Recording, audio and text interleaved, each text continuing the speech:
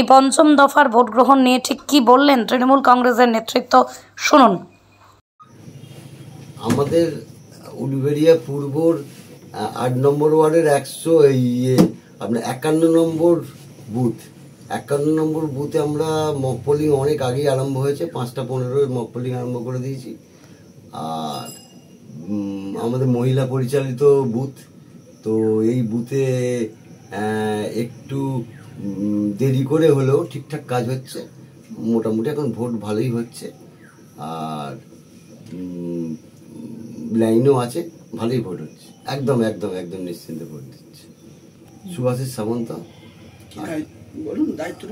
উলুবেড়িয়া পূর্ব সাধারণ সম্পাদক। মানুষের মধ্যে একদম দুয়ার তুলে উজাড় করে ভোট দিচ্ছে যে আমাদের মাননীয় মুখ্যমন্ত্রী যেভাবে উন্নয়ন করেছে, প্রত্যেকটা ঘরে লক্ষ্মীর ভাণ্ডার, স্বাস্থ্যসাথী, কন্যাশ্রী, রূপশ্রী, বিভিন্ন ধরনের যে প্রকল্প মানে প্রত্যেকটা মানুষের বাড়িতে পৌঁছে গেছে, সেই হিসেবে মানে মানুষের একটা সাড়া খুব ভালো। আমাদের মাননীয় মুখ্যমন্ত্রীর পক্ষে পুরো ভোটটা পড়ছে, সকাল থেকেই ভালো ভোট পড়ছে, পর্যন্ত শান্তিপূর্ণ ভোট পড়ছে। ঠিক আছে, মহিলাদের ভিড়টা প্রচুর আছে। তো মানে এর আগে এরকম লাইন হতো না, তার কারণ হচ্ছে এই যে আজকে যে মহিলারা যে লক্ষ্মীর ভাণ্ডার পাচ্ছে, সেক্ষেত্রে উৎসাহ, ওদের মহিলাদের মধ্যে উৎসাহটা আরও বেড়ে গেছে।